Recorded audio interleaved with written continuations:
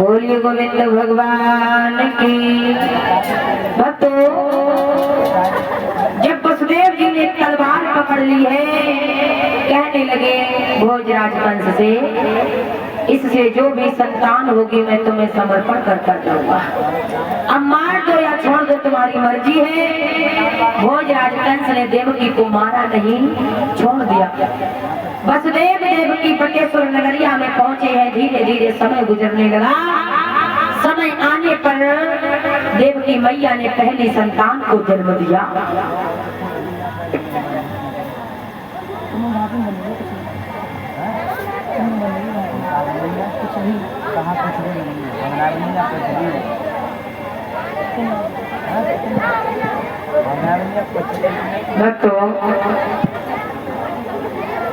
जब पहली संतान को जन्म दिया है, वसुदेव जी महाराज ने वो संतान गोद में ली और चल देते हैं।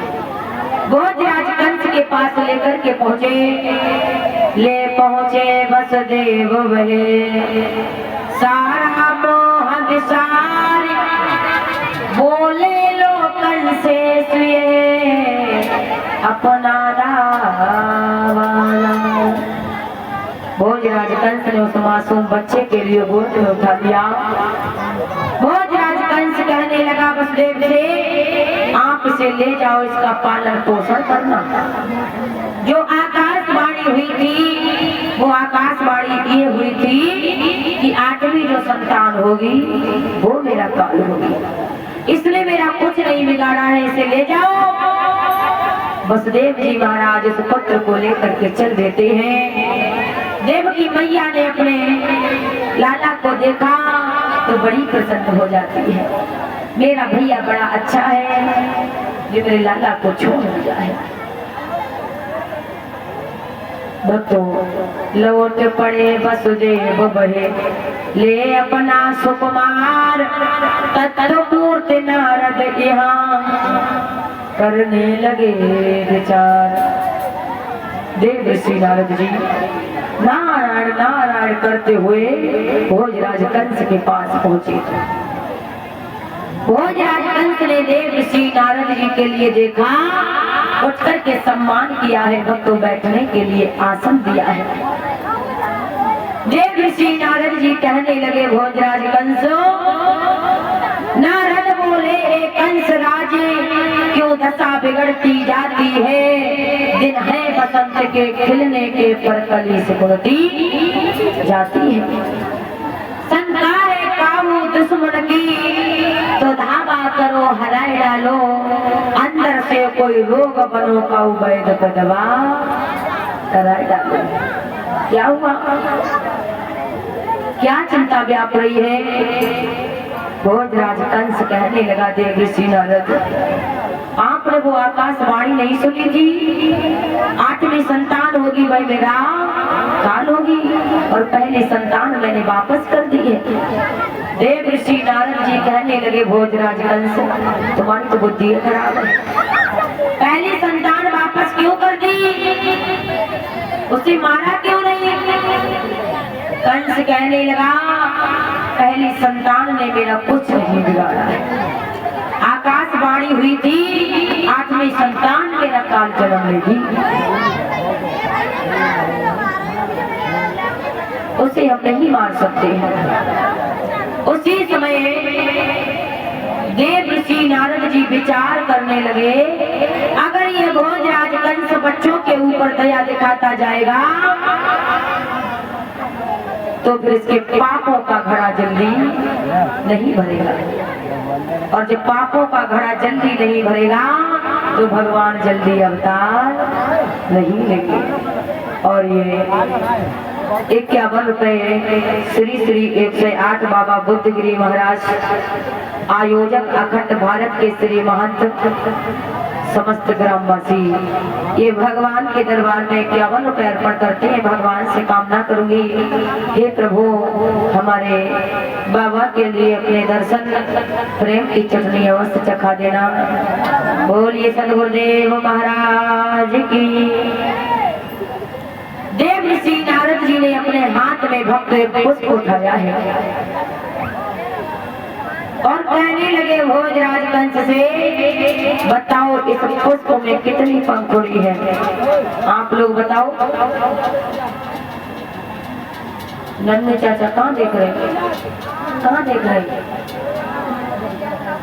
बहुत देते होते देखो तो कितनी पंखुड़ी है इस पुष्प में?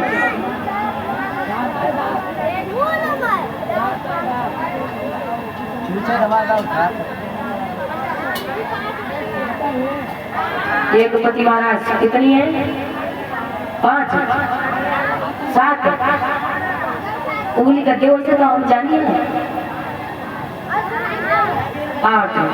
अच्छा, और कोई बताओ? 8.5 बता रहे। 8.5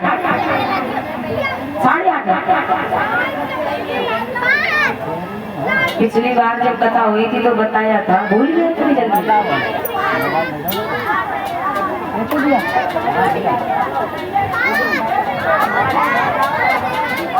छोटी सी बच्ची बताएगी 8 है दीदी। और कोई बताओ? 5।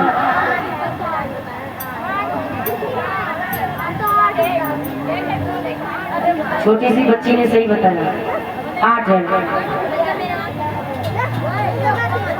अच्छा, ये हम सत्य कैसे माने ये 8 है? गिनवाओ, चलो गिनवाओ। हाँ गिनो।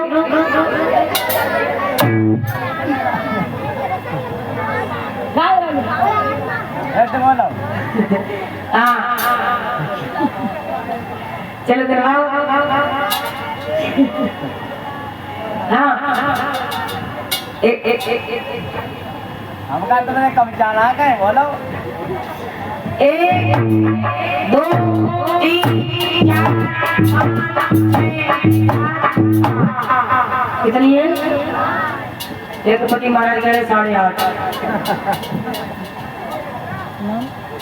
अनुपाल यादव जी मौसम से।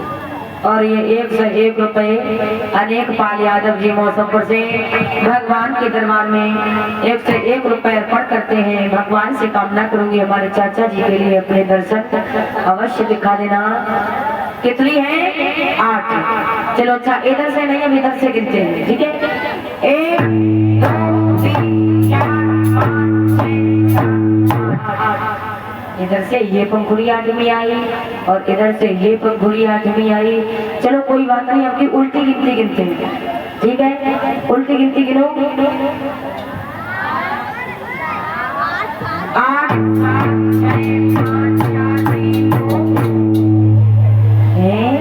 अब एक आई है पंखुड़ी। अभी 8वीं आई थी हर पंखुड़ी, और हर पंखुड़ी पहली आ गई है, और हर पंखुड़ी 8वीं आ गई है। देव श्री नारद जी कहने लगे, कंस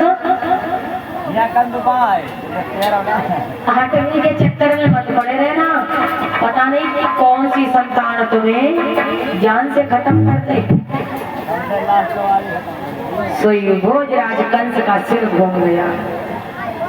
बोला ठीक कह रहे हो देव ऋषि नारद। और देव ऋषि नारद जी आग लगा करके चले जाते हैं। ये 5 रुपया प्रदीप सब जतौली जो भंडारे तरफ गए। अच्छा, और ये 501 रुपए प्रदीप भैया जतौली की तरफ से ये भंडारे में दान करते हैं। सभापति महाराज कॉपी में नाम नोट करो और सभापति महाराज को दे देना, ठीक है? ये 501 रुपए भंडारे में दान करते हैं मौसमपुर वाले। तो भक्तों बताया है देव ऋषि नारद जी आग लगा करके वहां से चले जाते हैं। और इधर भोजराज कंस भागता हुआ गया, देवकी के हाथ से पहली संतान छीन ली है और पत्थर से दे मारी है। देवकी रोने लगी। तो याद रखना भक्तों, भोजराज कंस ने देवकी मैया की 1-2 संतान खत्म नहीं की, बल्कि एक नहीं मारे गए। इस प्रकार 6 बाल आगे कहना है हमें, हर माया का जाल। 7वें गर्भ में हमारे शेषनाग बलराम आ रहे हैं। भगवान ने क्या काम किया, गर्भ सातवां खींच कर माया ने तत्काल देवी रोहिणी उदर में तेज दिया बह डाल। सातवां गर्भ खिंचवा करके माया के द्वारा मेरे प्रभु ने रोहिणी के गर्भ में प्रवेश करवा दिया और इधर कह दिया कि देवकी का सातवां गर्भ खंडित हो गया। और ये 1 से 1 रुपए रक्षपाल कश्यप जरतौली की तरफ से भगवान के दरबार में 1 से 1 रुपए अर्पण करते हैं। कन्हैया धनदानी से भंडार बता रहे, सद्बुद्धि प्रदान करे, धर्म क्षेत्र की तरफ हाथ आगे को बढ़ते रहे। प्रभु से कामना आकांक्षा है भैया के लिए अपने दर्शन प्रेम की चटनी अवश्य चखा देना। बोलिए साचे दरबार की। भक्तों इधर कह दिया कि देवी का सातवां गर्भ खंडित हो गया। बोलिए गोविंद भगवान की। इधर धीरे धीरे समय व्यतीत हुआ है। आज देवकी मैया और यशोदा मैया यमुना मैया के किनारे जल भरने के लिए पहुंची है। कैसे? एक पार पर यशोदा मैया खड़ी है, दूसरी पार पर देवकी मैया खड़ी है। कि मथुरा फूलन से छाई आई रे जल भरन देवकी आई।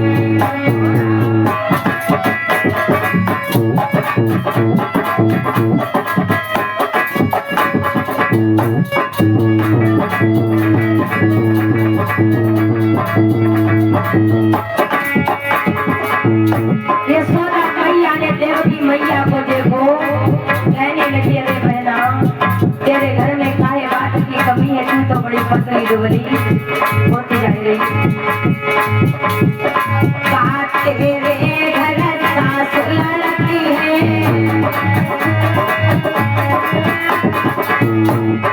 अरे नाता तेरो पिया तुम्हारी ले भरन देवकी आए थोड़ा।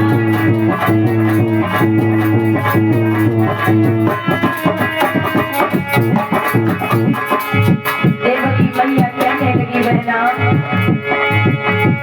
नाम मेरे घर सास लड़की है,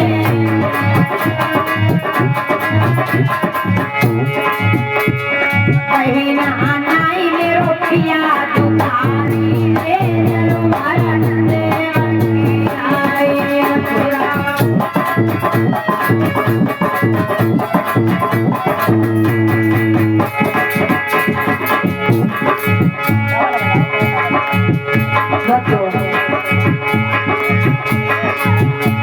देवकी मैया कहने लगी बहना और तो कोई बात का दुख नहीं है, बस दुख एक ही बात का है। वो कौन सा? जोई जोई बालक होई मेरी बहना,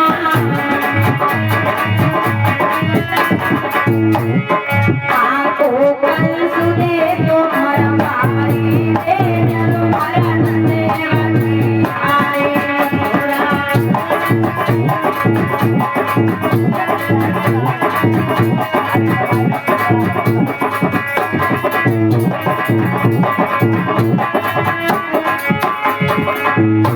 यशोदा मैया ने सुना कहने लगी बहना आपकी बालक होई मेरी बहना,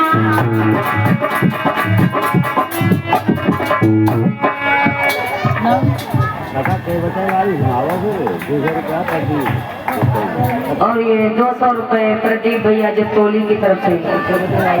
अब के वाली संक्षेप मसला में कई तो सुनाए तो सही कह रहे और नहीं सुनाएंगे।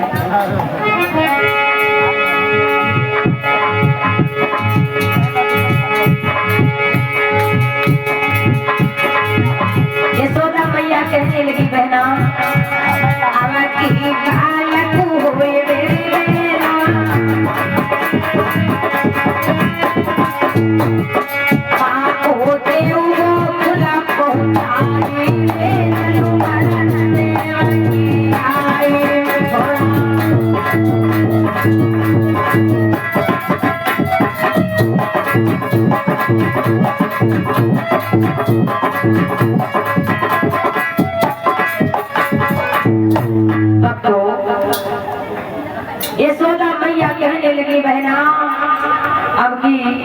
कन्हैया जन्म ले तो हमारे यहाँ गोकुल में भिजवा देना। यशोदा मैया अपने घर चली जाती है, इधर देवकी मैया भी चली जाती है। देवकी मैया ने 8वें गर्भ को धारण किया तो मैया जेल के अंदर बैठी बैठी भगवान का भजन करती है। भोज राजवंश को पता चला देवकी का 10वां मास पूरा हो गया तो हाथों में हथकड़ी पैरों में बेड़ियां डाल दी। वसुदेव देवकी के हाथों में हथकड़ी पैरों में बेड़ियां डाल दी है। दरवाजे पर मोटे मोटे ताले लगा दिए, पहरेदारों को खड़ा कर दिया। बोलिए गोविंद भगवान की।